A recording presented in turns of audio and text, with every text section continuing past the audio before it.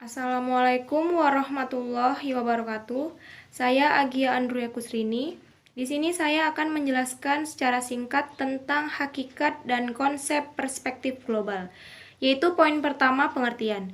Suatu cara pandang dan cara berpikir terhadap suatu masalah, kejadian atau kegiatan dari sudut kepentingan global, yaitu dari sisi kepentingan dunia ataupun internasional. Lalu poin kedua yaitu konsep. Yang pertama, dalam era globalisasi, kita berada pada suatu masyarakat yang terbuka dan penuh kompetisi.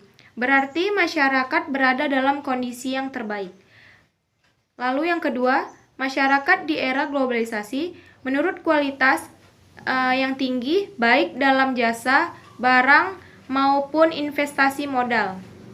Lalu yang ketiga, era globalisasi merupakan era komunikasi yang sangat cepat dan canggih. Yang keempat, era globalisasi ditandai dengan masyarakatnya yang kehidupannya berbisnis. Lalu yang kelima, era globalisasi merupakan era teknologi oleh sebab itu anggotanya harus melek akan digital.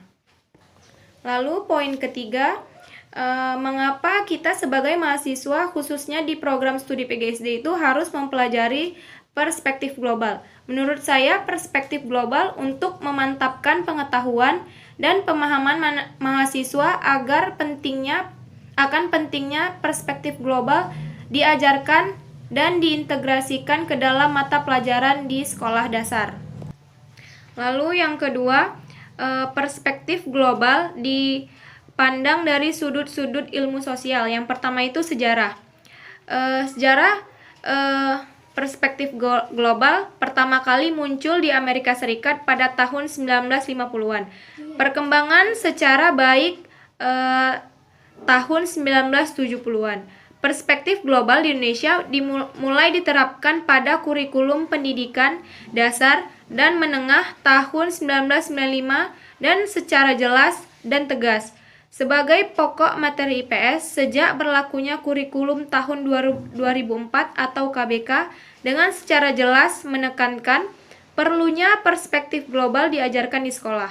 Hal ini dilakukan dengan pertimbangan bahwa Indonesia sekarang ini sudah harus mempersiapkan para murid untuk memasuki abad yang akan datang yang penuh dengan tantangan dengan adanya proses globalisasi.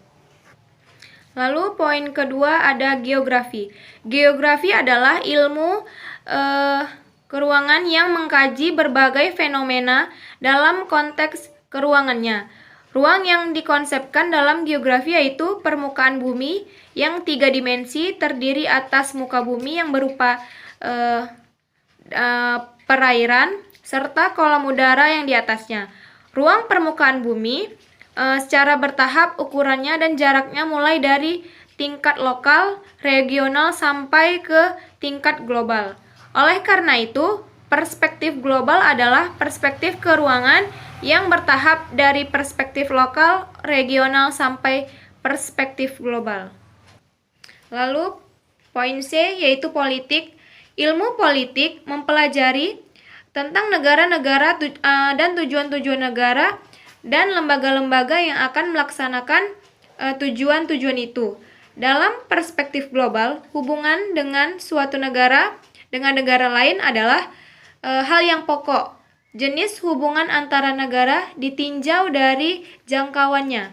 Jenis hubungan dan jangkauan regional, antar bangsa atau antar negara di suatu kawasan atau tetangga. Misalnya di kawasan Asia Tenggara, internasional, antar bangsa atau antar semua negara di dunia ini.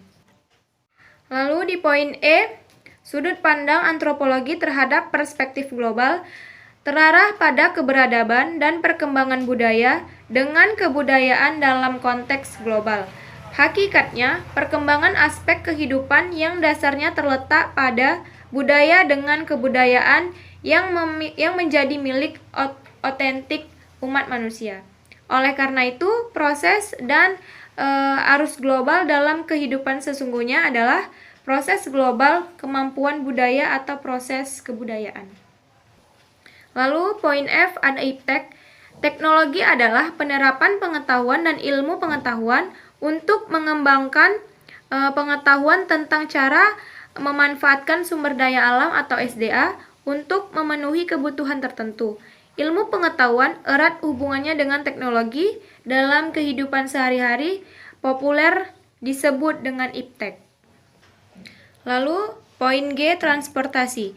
Dalam pemanfaatan transportasi untuk perdagangan, tidak hanya membawa barang dagangan saja, tetapi juga membawa kebiasaan bahasa, agama, pengetahuan, dan iptek. Tanpa adanya transportasi, kehidupan manusia akan mendek kelaparan, pengangguran, dan pengangguran akan meluas. Produsen akan kelimpahan industri, konsumen menghadapi kelangkaan barang kebutuhan komunikasi.